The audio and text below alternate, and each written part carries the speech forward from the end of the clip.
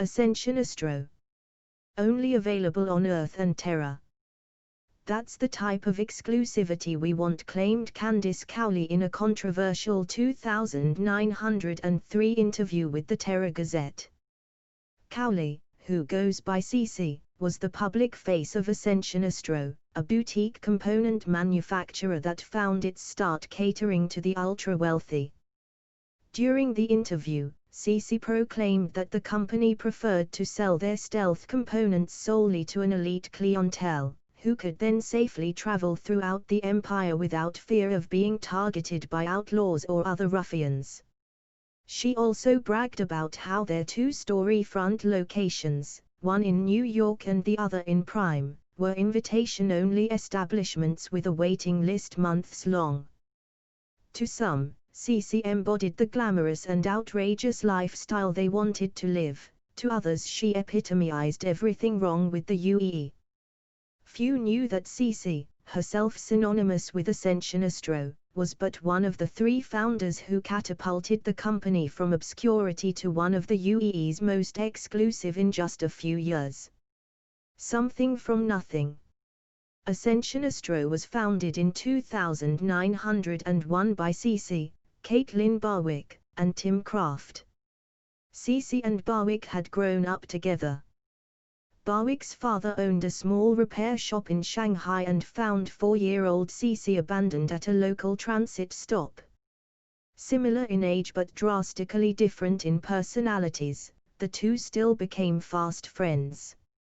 As adults, Barwick married Kraft and took over her father's repair shop, while CC got a job as a customer service rep at an Origin Jumpworks dealership. Thanks to her persistence, charm and fervent philosophy of only targeting rich customers, she quickly amassed a lengthy roster of high-class clientele. Then the Origin dealership fired CC for referring clients to Barwick and Kraft's struggling repair shop. CC argued that her intentions were nothing but honorable and within the best interests of Origin's clients, as the services she was recommending were not available at the dealership.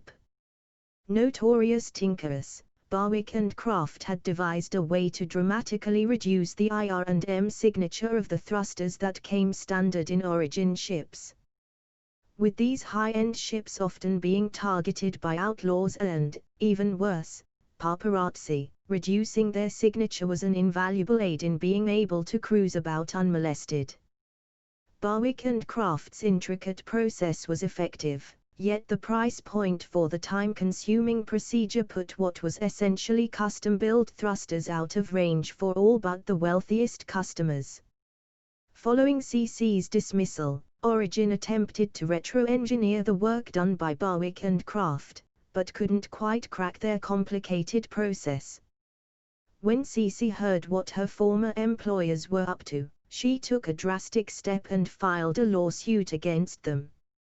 Although the courts eventually tossed out the case, the episode became a publicity nightmare for the company, so they attempted to backpedal and offered to hire the duo as consultants. Barwick asked if CC could get her old job back, but Origin refused. Loyal to their longtime friend, Barwick and Kraft turned down the offer. In the midst of all of this, CC had a realization. If Origin was interested in Barwick and Kraft's work, then it must be valuable. Backdoor pitch. Even though CC built relationships with many wealthy people while at Origin, she knew approaching them out of the blue with a business proposal would probably fail. Instead, she contacted her former clients to notify them of what she described as her already immensely successful venture. The ultra-exclusive mobile modification and repair service would send Barwick and Kraft directly to a client's hangar to perform the complicated work on their ship's thrusters. Since the process only worked on certain thrusters, CC had to deftly confirm the person still flew a ship with the appropriate thrusters in it.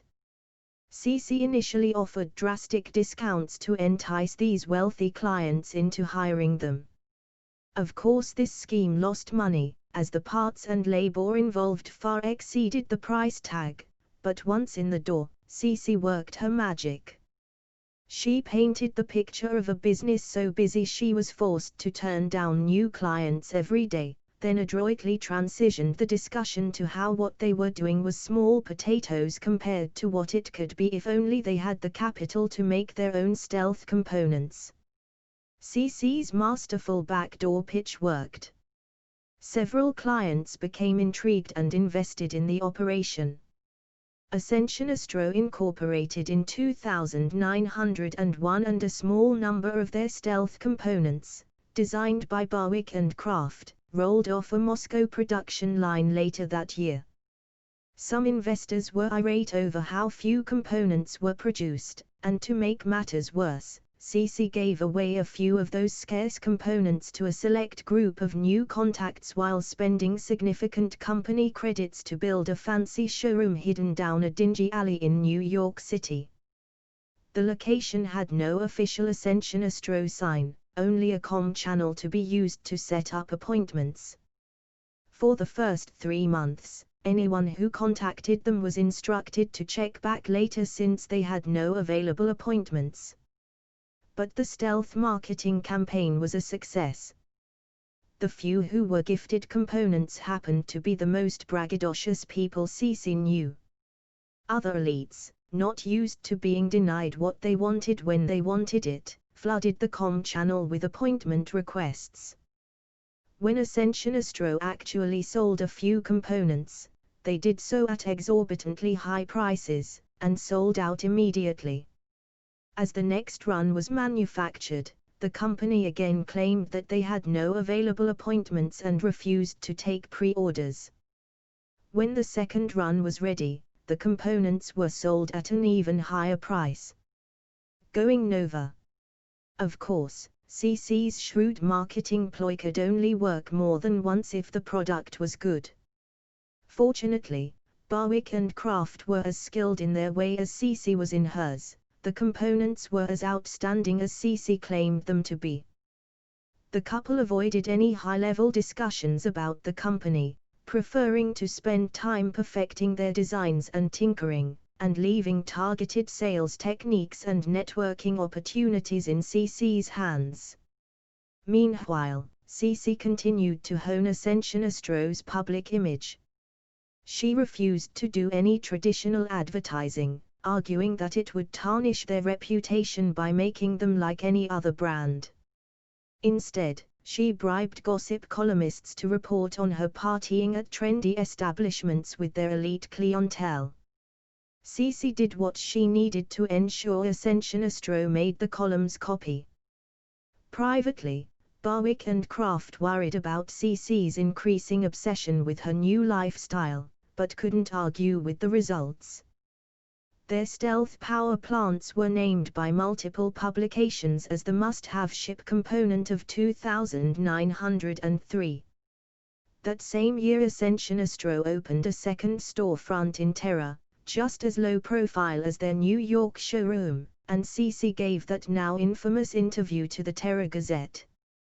CC had suddenly become a celebrity CEO, beloved by some and loathed by others, until the following year, when she vanished from the public eye. Expansion and maturation. At first some assumed CC's disappearing act was another clever marketing ploy. Then a few publications began to ask what had happened to her when her absence became months long. Meanwhile, industry insiders realized that Ascension Astro had begun to adopt more traditional practices. They opened more locations and eliminated the need to schedule an appointment to visit the store. They also significantly expanded their production capacity, and ran actual advertisements for their components. Their initial marketing campaign was shockingly bland, though it winked at the reputation CC had established. It featured a generically wealthy family comfortably enjoying a journey aboard their 890 jump under the company's still-used tagline "Enjoy the Journey." Whenever questioned about CC, Ascension Astro representatives simply asserted that she was still involved with the company. Most industry experts assumed that she had been ousted from power. That misconception was cleared up in 2908 when Cece returned to the public eye to promote her memoir, Something from Nothing. Although the book chronicled her search to find the parents that abandoned her at that Shanghai hub, she also went into great detail about her part in the rise of Ascension Astro, and how a growing dependence on drugs and alcohol, combined with crippling bouts of depression, ultimately forced her to reduce her role in the company. She praised Barwick and Kraft for their stewardship of Ascension Astro, and after revealing that she had failed to locate her birth parents, declared that they were the only family she needed. Today, Cece maintains a position on the company masthead, but spends much of her time overseeing charities she's established to help orphans across the UAE. In the absence of her unconventional marketing and sales methods, Barwick and Kraft transitioned to a more traditional business model and expanded the company's suite of stealth components. They now encourage the purchase of a complete complement of upgrades to ensure better security while flying, driving home the point to their wealthy target audience that a stealth component can only do so much to conceal a ship's signature if other systems are running hot. Ascension Astro continues to thrive under their steady hands.